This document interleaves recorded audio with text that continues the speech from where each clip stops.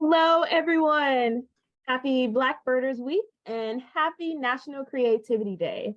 My name is Deja Perkins, and I will be your moderator for today's Avian Art Hour. So welcome. Today, we are so lucky to be learning from 2023 Black Birders Week co-organizer and Buffalo, New York teaching artist, Emma Brittain-Hardy. Welcome, Emma. Thank you. I'm super excited. Awesome. We are super excited to be learning from you today. So I'm curious, what bird are we going to be learning how to draw today? Of course, we're going to focus on the theme bird, the red-winged blackbird.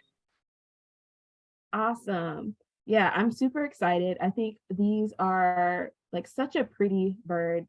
It's one of the common birds that we saw on one of my bird walks earlier this week for Black Birders Week, and we were talking about how cool the fancy red shoulder pads were. So really excited to learn any tips and tricks you have for us about birding and learning how to draw, I guess, on the fly. Oh yeah, definitely. It's definitely tricky. We're just going to focus mainly on having fun.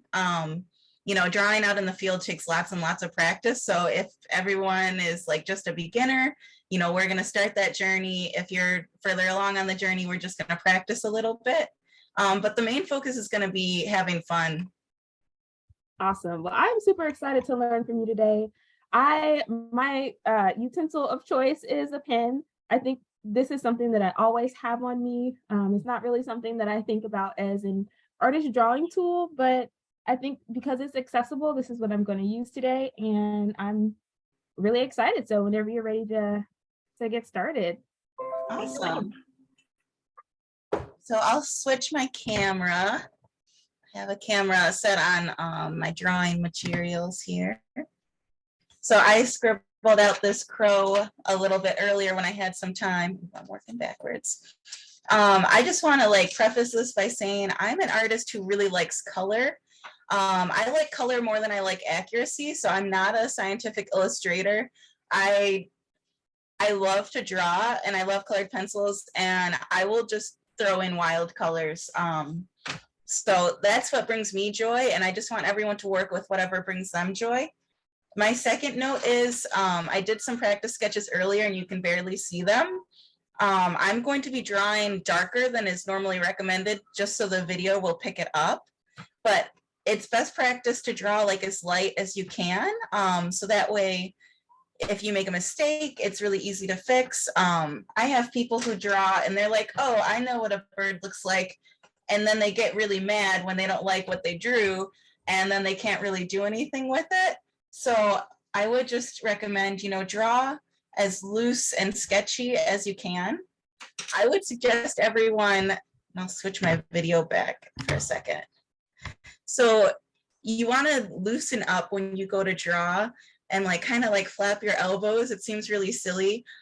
All the time when I was in college in my drawing classes, my art professor would come along and shake my elbow and be like, loosen up. You need to be able to move. You need to be able to flow. You need to not take it so seriously that you're not going to let yourself enjoy it and have fun. I think the first step to being good at anything is enjoying it. There's a trending audio on Instagram that's the first step to being good at something is being really bad at it. That's also true. But I think you have to enjoy it to want to keep doing it. And so if you're making yourself not enjoy it from the start, you're not going to continue and you're not going to get any better. Okay, that's awesome. Those are some awesome tips. So I heard a couple of tips there at first. So number one, be loose, stay loose. And I think this is a really great, not metaphor, but it's really great for, I guess, the rest of what birding kind of does for me and my mental health. It kind of is a way for me to relax and let go and de-stress and hopefully drop my shoulders from where they're constantly up here. So it's a good reminder to know that maybe before we start our drawing sessions when we're outside and picking on a particular bird, maybe we do a couple of shoulder releases and definitely breathing exercises. So that's awesome. So be loose. Number two, have fun, and don't draw too heavy. Don't be hard and heavy on it. Okay. My next tip is going to be forget that you've seen birds before. Eventually, it will help that you know things, and Cornell has some great classes on bird anatomy, and those can be really helpful. But when you're first starting out, I feel like you need to kind of forget that you've seen a bird before, forget that your brain thinks it knows what it looks like. Let me switch my camera again. So our brains like to categorize things, and our brains do so much that they have to be kind of lazy. And so they tell us like apples are red, bananas are yellow, and you kind of stop looking to see more details in it. So we need to kind of untrain our brain from that while we go to draw. And, you know, we might think birds are shaped this way, beaks look like this, but, you know, depending on the angle the bird is holding itself at, that can really change. And so we need to be open to seeing that rather than just categorizing like, well, this is a bird shape and that's what I'm going to draw. I want everyone to try to draw what they see rather than what their brains have told them. And it's really a good practice too, in connection with Black Birders Week, you know, brains being category driven, wanting to do that sort of thing. That's what drives stereotypes. And so that's why having representation like Black Birders Week is so important, because, you know, the more you actually see things the way they are, the more you can drive out the stereotypes from your brain and get yourself reacclimated to, you know, what's really happening. Like Black people really are outside birding, you know, they enjoy this too, just as much as anyone else. And yeah. Yeah, I love that. I think one of the reasons why I struggle so much with drawing is because I have that like whole perfectionism like idea in my head that, oh, it has to be perfect, or like I know what this bird looks like. So, you know, all the angles have to be right. And it always comes out horribly. So thank you for that reminder to be open-minded. We do have one question already in the chat. And it's a really good question for us to, you know, hop into our drawing session. And that is, what is the proper way to hold a drawing instrument? Oh, okay. Yeah. I'm actually not the one to ask this. I'm very like casual with everything. You know, I'm going to be drawing with a pencil. I'm going to hold it, you know, how I've always held my writing utensils, except for sometimes I'm going to switch it, and I'm going to, actually I can switch my camera so I can demo this. So sometimes I might hold it more like a wand or something, and I'm just going to use it to fill in space. And sometimes I'm going to hold it more like a drawing, like how I would hold a writing pencil, and I'm going to use it to, you know, play around with my lines. So I really switch between, because sometimes I want to get the side of the lead and sometimes I want to get the points. So. Okay, yep, there we go. I was going to ask you to show us that first position, holding position one more time. Yeah. Awesome. Okay. And it's very loose. Yeah, yeah. Everything we're going to do today is going to be very loose. Okay. But yeah, there's definitely more research or like scholarly drawing tips where they would be more specific with how to hold a pencil. But those are my two go-tos, whether you're focusing on drawing with the point of the pencil or drawing with the side. Awesome. Thank you for those tips. So what is the first step? Like when we're outside and we see we're outside and we see a bird, we see our red-winged blackbird. What do we do? Okay, yeah, so we're gonna actually practice with some pictures. So first we're gonna practice with pictures because they're not gonna move, but yeah, when you're outside, things are gonna move.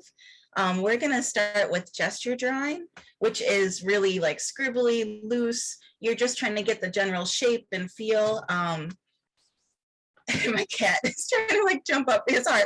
I just keep having to block him. So if you see me, like, I have to play defense here. But so we're just going to focus on the general shape. We're just going to scribble. I like to use colored pencils because what I do is I start a gesture drawing and I'll demo it.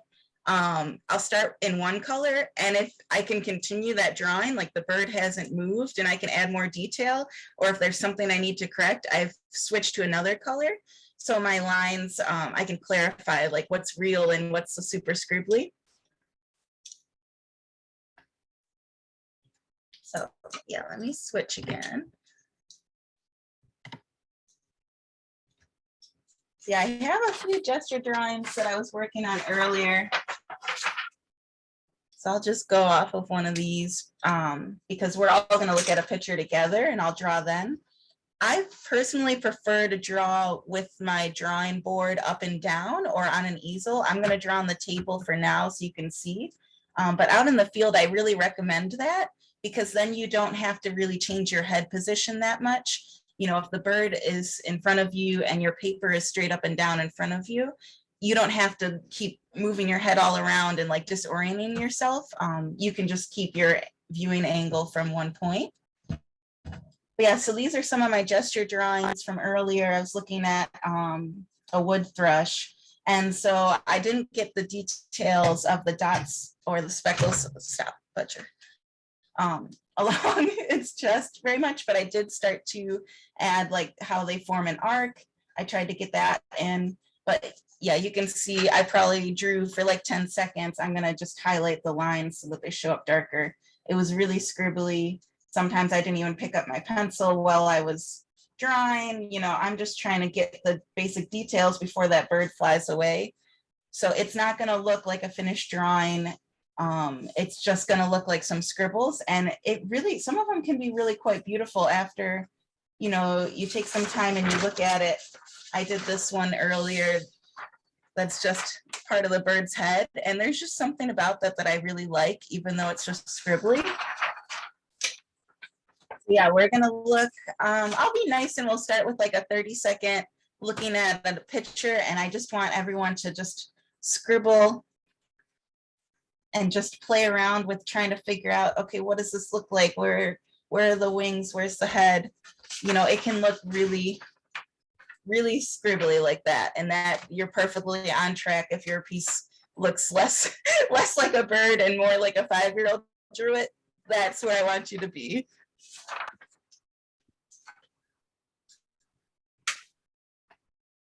So I'm going to share my screen. Everyone gets their drawing materials ready. You're going to be looking at the image of the bird rather than watching me draw it because I want you to draw the bird. So I have a red-winged blackbird.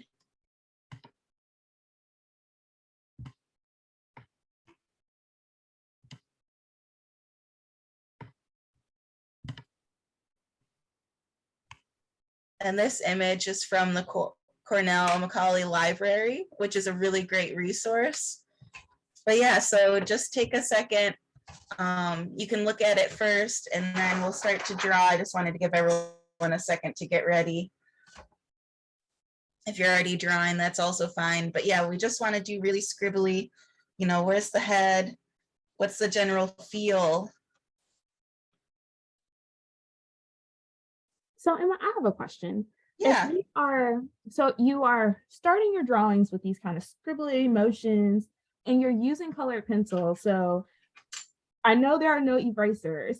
So how do you turn your product from a scribble into a more defined when you don't have the ability to like erase? Yeah. So normally I actually don't turn these drawings into finished products.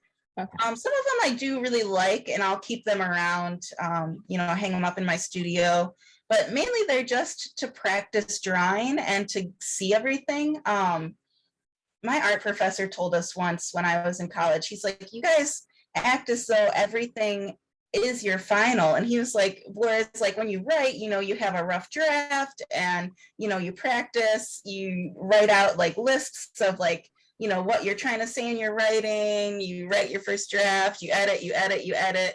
And then what you publish is something totally different than what you had started with. Stop screen sharing for a second.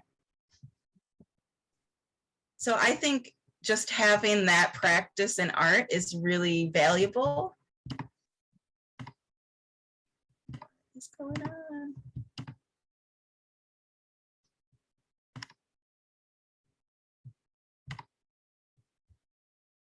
I'm struggling. Oh, there we go. There we go. I was really struggling to stop sharing there. But yeah, so this is what I drew. So it just gives you the general idea. You know, he was sitting on some sort of post. He had his wings out, his tail flared, his beak open. Okay, I'm not quite there, but we can hold on. All right, I'm not quite there, but very similar. I think I got the general body shape right, so I'm not mad. Yeah. But yeah, if you draw lightly, you could turn this into a final sketch. Even with colored pencils, I could, even though this is like all red, especially with a blackbird, you know, I could go back over with colored pencils and, you know, really refine this if I love it. But I frequently do just like to let these images be what they are. In my sketchbook, I like to see, you know, when it's a moving image, you kind of capture some more of that movement. You know, you can do whatever extra lines around to show like, oh, the wings were flapping and like, you know, the head was moving a few times. You can see I like redrew the position of it or things like that.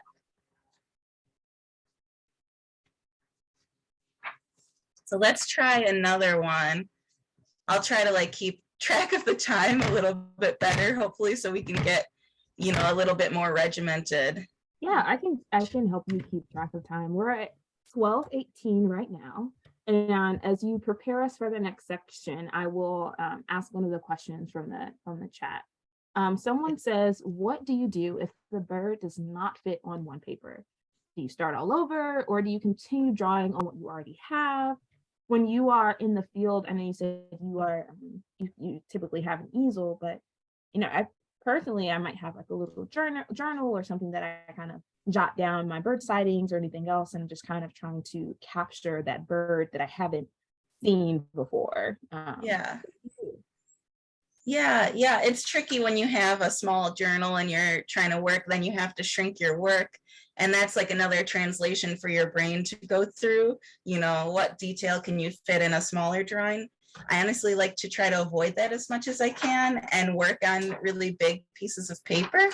But when I am out sketching frequently, if I end up needing more paper, I'll just have two pieces that I overlap and I'll just sketch across multiple pieces of paper, because for me, it's just practice. And, you know, I don't necessarily need to keep the final drawing. Usually if I like it, I take a picture of it and then, you know, I kind of go on from there. But yeah, I would really suggest, like, I think it's easier to draw on bigger paper if, you know, if people can carry bigger paper out with them, that's good. But the best approach is always to do what you're actually going to follow through with. So like if the idea of lugging around large paper really like makes you kind of mad and you're like, no, like I don't want to have to like walk around with a huge pad of paper, you know, use a small sketchbook, use what you're actually going to use. And just, you know, keep working on it. The more you practice, the more you're going to get better at whatever you're doing. So if it's doing the smaller scale drawings, you know, just keep practicing. If you have to shrink down the size that you're drawing at, you'll get used to it the more you practice it. Okay, thank you for that tip. What I'm learning in this session is that a lot of us can take a lot of lessons, life lessons, daily lessons from artists. Is, you know, be loose, have an open mind, go with the flow. So yeah, it's like you all don't have a lot of rules when it comes to free form drawing. Yeah, well, really, you know, drawing is another way to help you see things. So I'm thinking, especially for this audience, people who are just into birds and, you know, maybe they never want to have a drawing hang in a gallery, but they just want to be more observant. This is like a great method for that. You know, you can take a image with a camera and like, you know, it's really quick. The shutter speed is like, and then I think a lot of us, we just have like all those camera images and you're like, eventually I'll sort through these, you know, drawings a lot slower. So you're not getting an immediate image, but you're taking the time to look, observe, try to sketch, re-sketch. And I just find I memorize things so much better if I've drawn them. I understand it. I notice details that I haven't noticed before. So that's why I would encourage it, just, you know, for enjoyment and also for the observational benefit.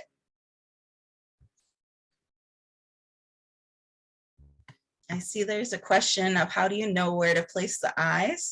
So let me share my screen with this next image. Actually, this one doesn't have, oh yeah, the eye is there. So for me, every time I'm looking at a bird or anything that I'm trying to draw, I try to find other markers that I can compare to. So you might see artists like holding up pencils and like squinting at things. I think that's kind of like a cliche in movies. You'll see the artist like standing back with their pencil up, squinting. What they're doing is they're measuring. I can go back to my screen real quick too. So this is a way of measuring. If you hold up your pencil, you can kind of keep your finger at one point and measure it. Like maybe I can demo on myself. So I have my pencil at the point of my glasses, and I'm measuring how long from the point of my glasses is my chin. And then I can compare that. Oh, like, is that the same length that is my shoulder? So then I can have a reference point. And some people even draw the arc line to that to figure out like, where am I placing this? And it's just constant measuring it, because it's going to depend too, like where the head is positioned. Like sometimes that measurement point is going to change. So you want to try to find something. It's nice to look straight down. Like, you know, maybe my eye at this point is like at the corner of my mouth and almost to the center of my shirt, a little off center, and measuring like this way and just trying to figure out, you know, what can I anchor that to? What's going to be a good reference point to figure out where that actually is sitting. Okay. And Hope that makes sense. So then after, so you're using your pencil to help you measure or visualize the reference point from like your eye to the length of like your chin. Am I okay? Yeah, yeah, I'm doing it as if I'm trying to draw myself looking in the mirror here, but just because I couldn't demo it like while I'm looking at a bird. But yeah, like you can figure out. So like the angle from the eye to the beak, maybe. Yeah. Or, yeah, let's look at this picture. Or something. Okay. So in here, the eye is kind of at an in-between point between the edge of the beak and the point of this red patch. So, you know, you could tell if your eye was sitting like way back here and it's overlapping the red patch on the shoulder, you know, maybe it's not in the right place, or if it's touching the beak, it's not in the right place. Let's see. I'm trying to measure. So the beak and the space on the head where the beak are about the same length for me. And so you can also get your head to be the right thickness that way.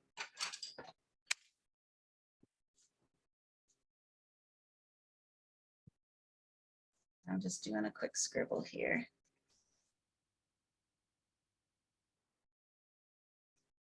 You can see there's not very much head above the beak. I would say it's probably about a third of the way down, and then 2/3 of the head is underneath the eye. I was kind of estimating that way too. And the more you do it, the more you kind of get used to like, oh, this feels like it's in the right spot. But even then, you still need like anchor points to measure from. It's very easy to finish a drawing and kind of look at it and be like, there's something wrong here. And then you have to bring it to someone else before you can both see like, oh, well, the eye is in the wrong spot. Yeah. Okay, so I hope that everyone watching at home is now trying your quick sketch on the image, this new red-winged blackbird that we have on the screen here. So first we tried our quick sketch with the wings out and the shoulder pads or the epaulets kind of puffed up. And now we have this different angle of the bird. So give your artist hand a try.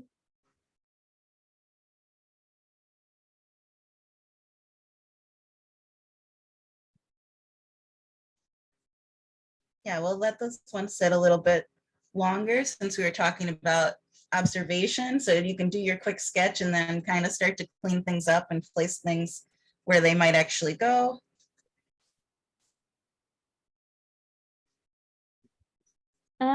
We have another relevant question in the chat here. So noticing that the red-winged blackbird is mostly black with some red and in this photo, a little bit of yellow on the wings.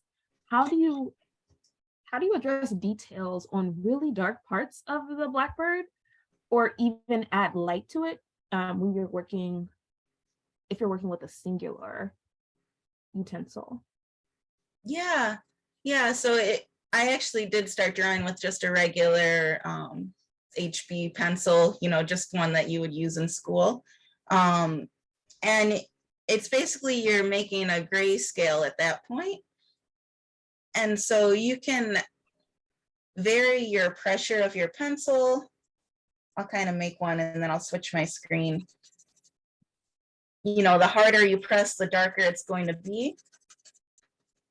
And you can do that with the shade and the shading. You can vary that on your drawing. Around his head and his chest is not where the sun is shining. The sun's hitting his back.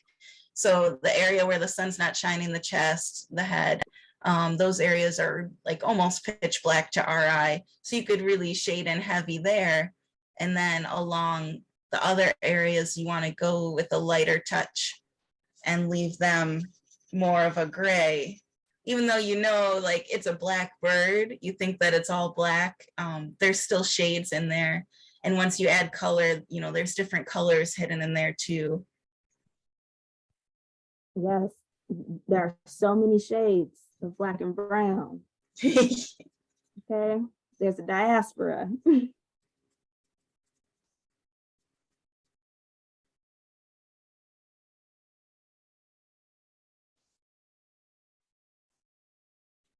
Okay, I'm trying to use the pencil, the sight trick to figure out my body proportions for the bird. I think that the body versus the tail is one of the places where I'm struggling right now.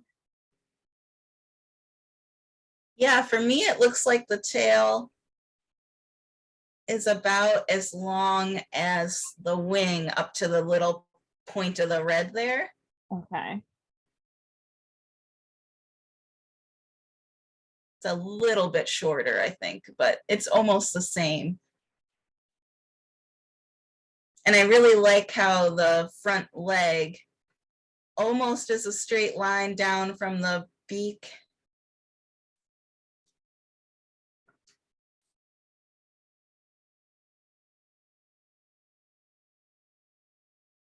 I think I've made him look a little chunkier than he is in real life, but I love a fat bird. Yeah. People always say to me, like, oh, is that the same bird? It looks so like so chunky. And it's like, yeah, it's just a little fluffed up. That's all.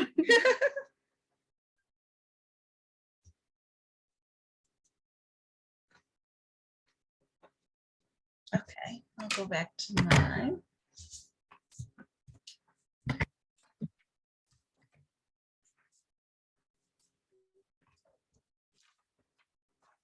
So here, I didn't even put the tail in mine. There's the grayscale at the bottom. So you can see where I pressed heavier and where I went really light. You can also change your stroke, your pattern. So right here, I've drawn in pretty much all the same direction, but I can add interest and depth by coloring in different directions. And usually what I do is on things that are round, I'm trying to color with a curve. And even just those lines start to make it look more round.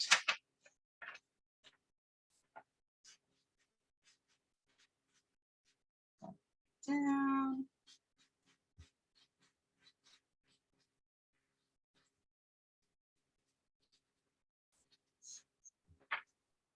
So you can play around a lot with that. If you have a pencil, if you have a pen, even if you have a pencil too, there's a lot of traditional methods for making a grayscale out of patterns, out of your lines. So you can do cross hatching. You can do stipple, which is really fun. These are more like studio practices. You're probably not going to do, you could do cross hatching out in the field, but stipple you're probably not going to do. So when you stipple, you're going to draw a whole bunch of dots, and the closer the dots are together, the more dark it looks, and the more spaced they are, the lighter it looks. You can barely even see my light ones.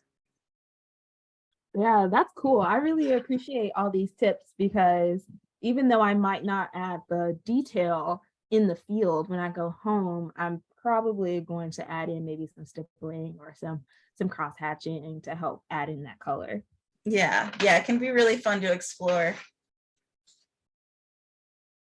Yeah, stippling, and you spelled it right, Ade.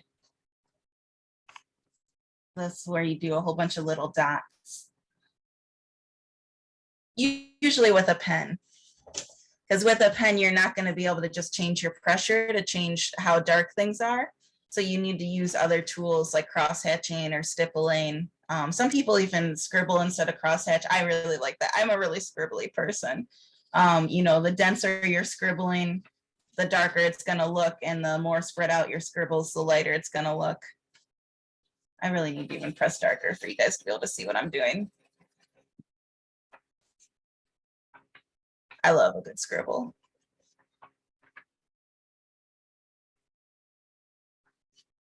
All right.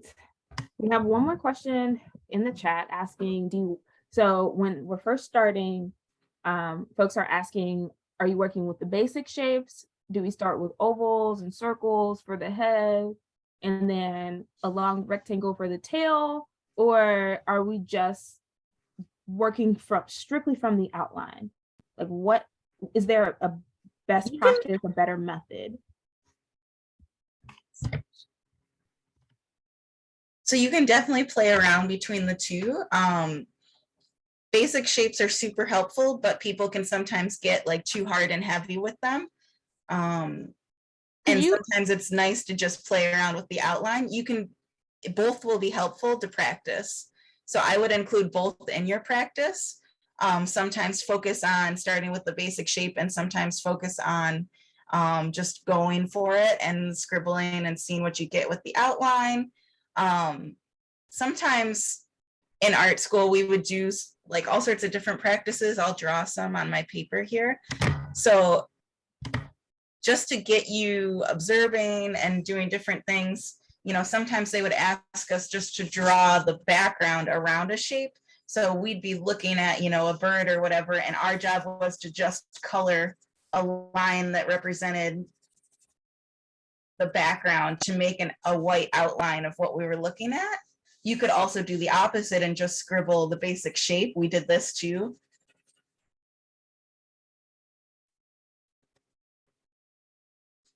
And play around with that. There's all sorts of different drawing exercises just to loosen you up and get you looking at things a different way. But yeah, the basic shapes, that's a great go-to to start any drawing, because everything can be broken down into basic shapes, and that's super helpful. But it's also sometimes nice to try something that feels a little wonky, just to get your brain rethinking how you want to look at things. Yes, please keep reminding us that we need to be free-flowing, open-minded, and just go with the flow, practice those free-form shapes. I think it might be fun to switch to a video now. So I'll share my screen. Make sure I have the right one open. So Cornell has this great, they have live stream cameras, live cams of different birds, and they have a feeder watch. So I'm going to pull up one of theirs that has red-winged blackbirds, but I'm going to slow down the playback speed so we have a little bit more a little bit more time to watch what's going on, and we'll kind of sketch moving objects. Tips here: if the bird moves out of the pose you were sketching, just start a new drawing, and maybe it will come back into the pose or a similar pose, and you can add more details to your first drawing. But I would just go ahead and fill, you know, whatever amount of space you have. I'm gonna get a whole new paper. You know, do little drawings, and maybe you're gonna have like 5 drawings over 30 seconds or something like that. Some are more complete than others. Like, it's all fine, just go with what you can. I'm slowing down the video, so hopefully that will help, but birds move really fast. If you're starting with field work, I would try to start with like geese floating on water where they're going to hold their position most of the time. Okay, so I've slowed it down to 0.25 playback speed. So hopefully that gives us a good chance to warm up into having moving images, moving birds. And I'll speed it up in a little bit. Yeah, go ahead and try to sketch, even sketching, you know, when the bird's tail is facing towards us and they're not looking at us, that can be kind of fun to sketch the weird shapes you'll get there.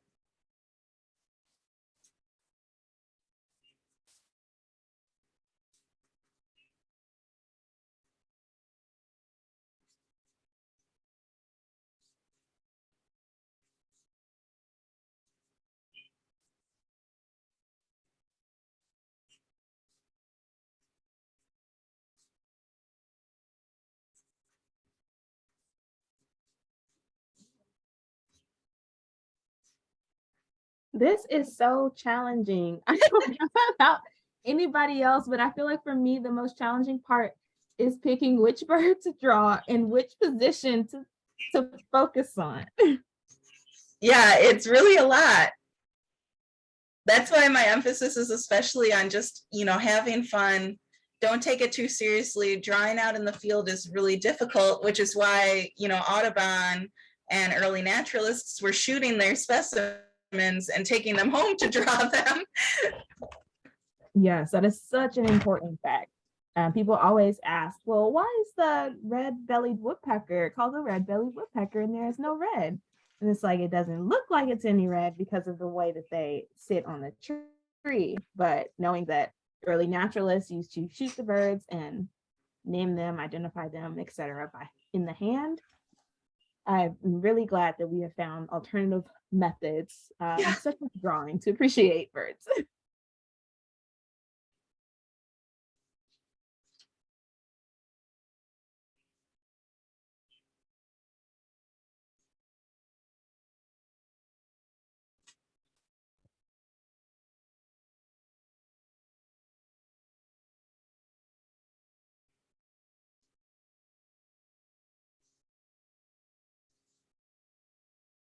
And sometimes if you can't get a whole bird, you know, you're having a hard time spending or like drawing quick enough to cover the whole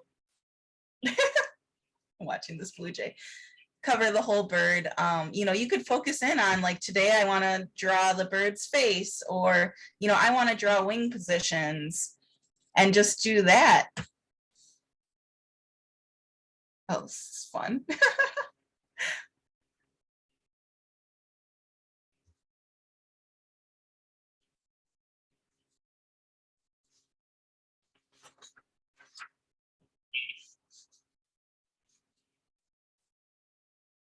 And what speed did you slow the camera down for anyone who might be interested in doing this at home?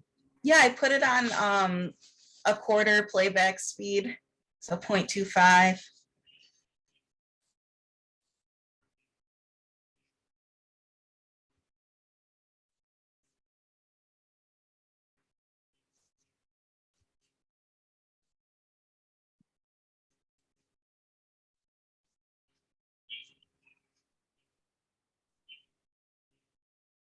All right, I see a couple requests for tips for drawing a bird that may be looking face on at you. I see that little bird in the center there is kind of face Yeah. See if we can get him paused on a good frame. Okay, so this is one of the times where, I don't know if I could zoom any more on him. I don't think I can. Okay, so this is one of the times where it's good to forget what a beak looks like, because this is called foreshortening. So when something is looking towards you, the view that you're getting of it is foreshortened, so it doesn't look as long, or it doesn't even look really like the shape that you know it is from a profile. So I would spend some time maybe squinting at it, trying to break down some of the lines and just get that basic shape. So for me, it kind of looks like a little triangle. It's not an equilateral triangle. I don't know what you would call this one. And it looks really weird on its own. Let's see, this is what I drew for it. Like, I'm thinking it looks something more like that. And that looks really weird. I'm going to add the head around it, and that will add some context that will hopefully.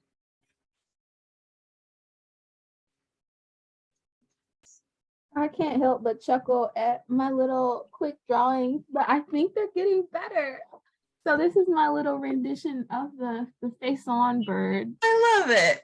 Thank you. I feel like a proud kid. Mom, put this on your fridge. I still do that. Oh my gosh. When I make something I'm proud of, I bring it to my grandma, because grandma will put it on her fridge, or she'll do something with it. Oh, I love that. This is my quick scribble. But you can see the beak looks a bit different than we know it looks like from the profile. Camera. But it can look very different. Like this frame, it's still a little to the side, so it still has that sort of shape. It's just a lot shorter looking. But sometimes, I don't know if I still have the drawing that I did earlier. Sometimes they can look really funny, or if it's something like a duck looking straight at you, there can be some really funny shapes, and you just kind of have to let go of your, like, I know what a beak looks like, and just draw whatever shape you're seeing. There's a fun exercise if you have a picture that you're drawing from, to turn the picture upside down and draw it that way, because it helps you get out of that, like, well, I know what this looks like. And sometimes when things are in weird positions, they don't look right. So even though you know what it should look like, it's not going to look right if you draw it how it should look. It has to look, at like whatever angle the bird is at in that picture. I'm trying to see if there's like another. Oh, this is funny because he's got the seed. It would be nicer if we had one of these as a picture. Maybe I can find that real quick for us. I'll stop sharing for a second. So as you all are going through your drawing session, I hope that you're picking up what Emma's throwing down, and that is let go of your expectations, okay? Let them go. Just looking through the pictures real quick to see if we can find a good foreshortened beak reference. If not, we'll let it go. But those were my general tips,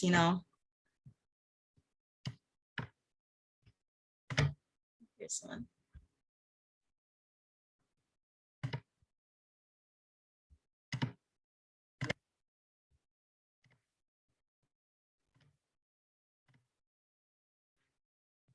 So here we're looking more straight on, and it doesn't even really look like a beak at this point. It looks more like an oval, or like a slightly diamond, like elongated diamond shape. That's what it looks like. So if you're trying to draw it, that's how you're going to draw it. And it's helpful if you have like color or shading. At least this is very much lighter than the surrounding area. If there was a bird where it was like more similar color, that might be tricky to draw and have people be able to read it. But you just do your best. But yeah, it gets much lighter right here. And there's like a little tip of the beak that has a slight color difference.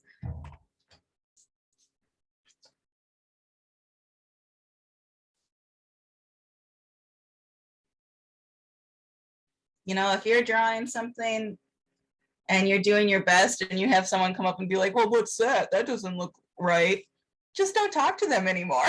You know, you don't need that kind of negativity. It's not always going to look right, but you're always going to learn something. You know, you're always going to get better as you practice. Yes, I love that. Practice makes better.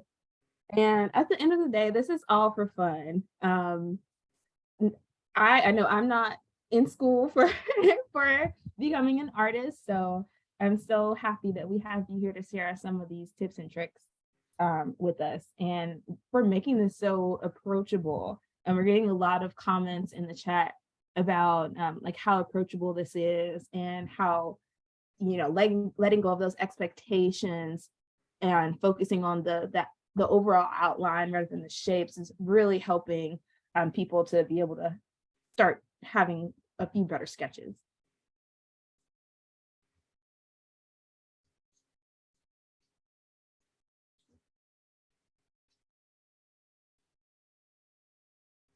Is there any way, can we share our sketches? Is there any way to see?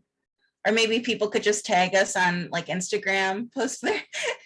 So that's what I'm thinking. I would love if everyone in the audience, if you feel comfortable, whether that be Twitter or Instagram, to tag us and tag Emma. Let us see your beautiful sketchwork, your drawings today. We'd love to be able to see what you all are able to produce. Don't be embarrassed, because I'm probably going to share mine, and I've been sharing mine all. And I think they're getting a little bit better. You know, this was number one.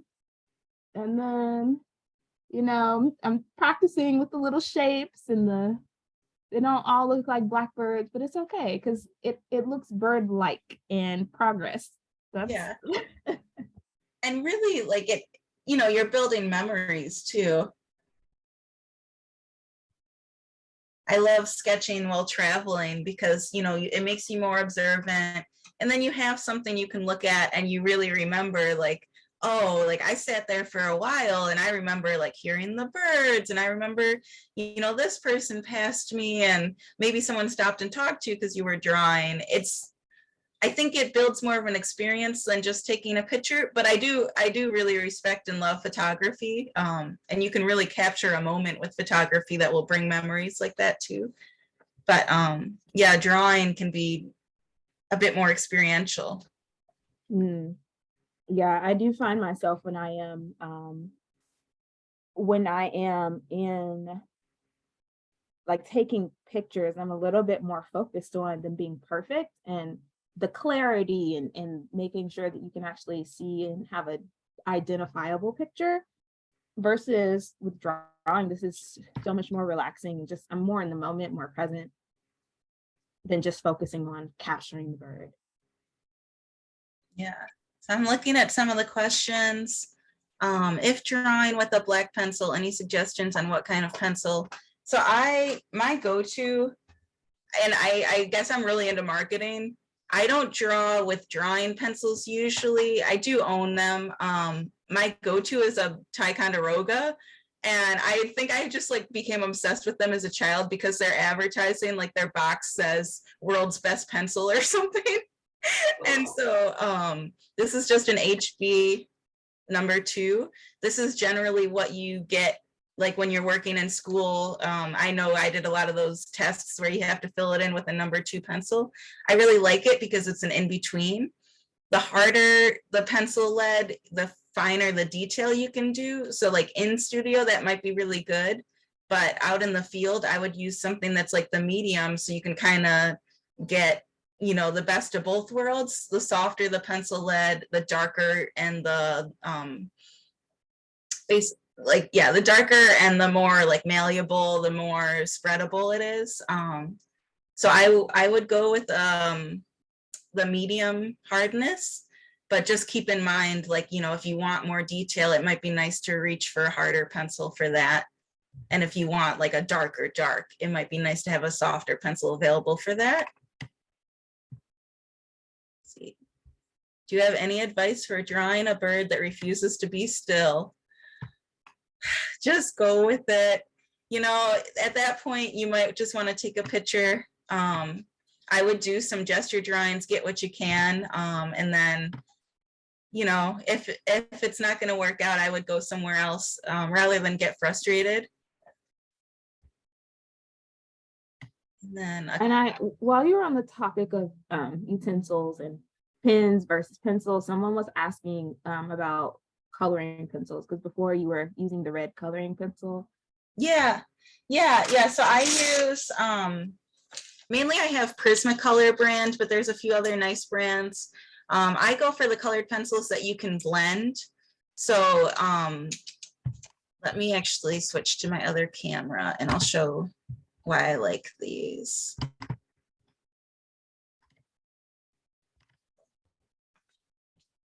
So with colored pencils that are blendable, like school brand, like Crayola, they're not really blendable. They'll just give you one thing.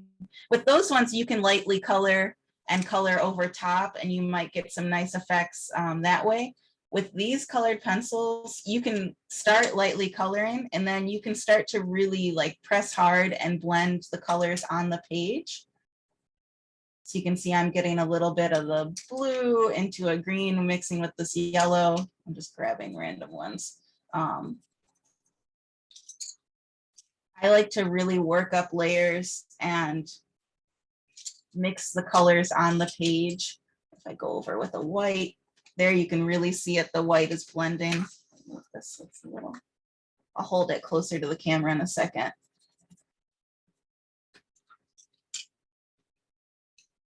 Draw a bigger patch too. So you can see where I overlapped the yellow, it's turning green. I really like that ability with colored pencils, and I like that they also don't smudge. They'll smudge a little bit if there's loose lead on the paper, but it's nice when you're working out in the field to have something that's not going to smudge, because if you're working with something that's smudgeable, you have to be very careful transporting it. So I really like the colored pencils. I also have them in stick form. So if I'm trying to do a really big drawing, it's the same thing, but with just bigger.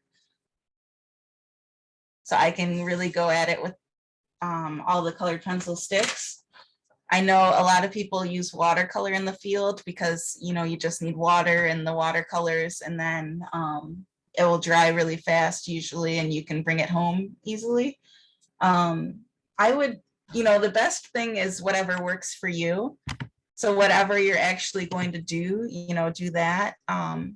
If you're working out in pastels, they're smudgeable, but you know, you can carry them in a certain way and just be careful to not smudge them, or you could bring something like hairspray or something that will stop it from smudging at least a little bit so you can transport it. You know, regular pencils are great. I had no idea about the hairspray tip. Okay.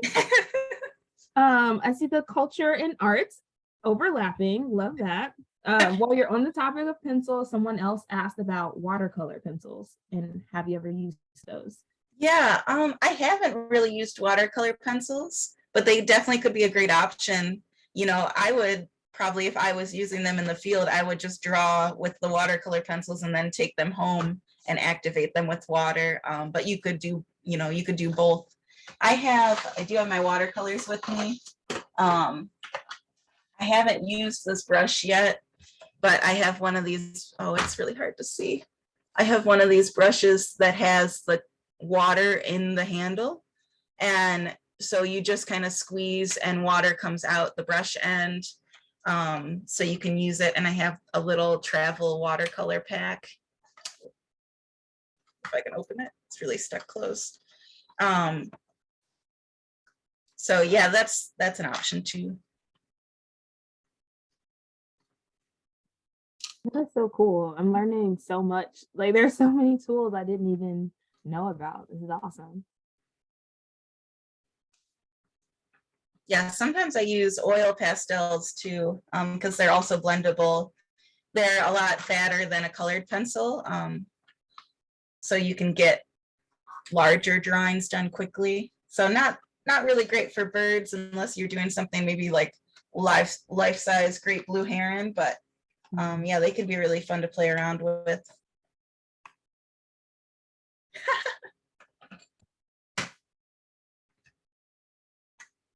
Well, this was awesome, Emma. We have about 4 minutes left. Unfortunately, that time passed so quickly, but I feel like we learned so much from you. And these, oh my God, yes, we're just gonna watch you do your thing for these last couple of minutes, um, and just enjoy this little sensory experience. I am really that when you were demonstrating the coloring pencils earlier, and that the shading and the blending, I was ready for that to turn into a painted bunting. Yeah, I love colored pencils. I will add so many colors. And they really can take a long time because you'll layer them up for so long to, um, really blend in a lot of colors, but that's what I love about them. Yeah, Honestly, this pen is, it's a brush, but yeah, this brush is amazing too.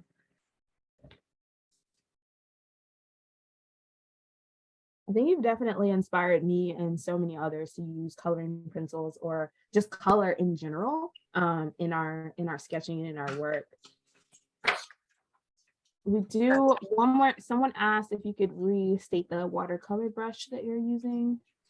Oh, I don't know the brand of it. They're pretty common now. You can, like, I'm pretty sure I bought this at Michael's. You should be able to find them at most arts and crafts stores. I think it's called a water brush. Awesome. Well, since we only have 2 minutes left, I'm going to say thank you, everyone, for joining us in this lunchtime avian arts drawing session.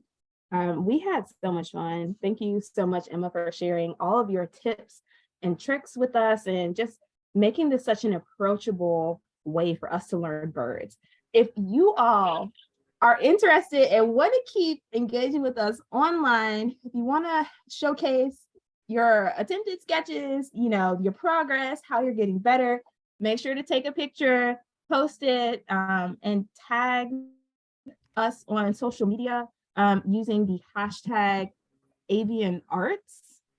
Ade, if you want to drop those hashtags in the chat one more time for us, hashtag Avian Arts and hashtag Blackbirder So Fly. If you want to at Black AF and STEM or at Emma, do you have a specific hashtag you want them to tag you? I mean, a specific handle you want to. Sure, I can type it into the chat too. So I go by Black and Birdie Pots because I actually do pottery. So I make things with creatures on them. I wish the lighting was better on this. Maybe I'll switch it to the other camera. But yeah, I'm at Black and Birdie Pots. Here's my salamander mug. So cool. And is this both Instagram and Twitter? Oh, perfect. You got it for me. I'm just on Instagram. I don't know how to tweet. No worries. So if you're on IG at Black and Birdie Pots and at Black AF and STEM, regardless of the platform, use hashtag Avian Arts and hashtag Blackbirder So Fly. You can showcase your art with us and continue the conversation. Make sure that you all check out the rest of the Blackbirders Week events, which you can find on our website at blackafandstem.com. And we hope you all enjoyed this session. Please connect with Emma, purchase some of her artwork. If it's for sale, check out Emma's website, and yeah, keep being fly, y'all. Yeah, and watch out for our giveaways.